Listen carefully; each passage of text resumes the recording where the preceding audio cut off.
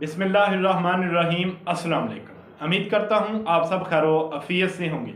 आज का वीडियो का टॉपिक है बच्चों को मोटा ताज़ा और सेहतमंद बनाने के लिए एक आजमूदा और घरेलू नुस्खा लेकर हाजिर हूँ, जिसके इस्तेमाल से आप अपने बच्चों को मोटा ताज़ा और सेहतमंद बना सकते हैं।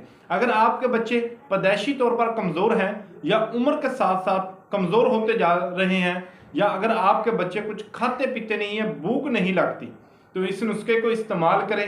इंशाअल्लाह अल्लाह ताला के फजल करम से आपके बच्चों को ज़्यादा भूख लगेगी और आपके बच्चे सेहतमंद और मोटे ताज़े हो जाएंगे। इसके लिए जो आपने चीज़ें लेनी है वो है जौ साबुत 1 मुट्ठी, शहद 3 ड्रॉप्स और दूध 2 कप। जौ साबुत को रात को भिगो कर रख दें, सुबह खीर की तरह इसको पकाएं।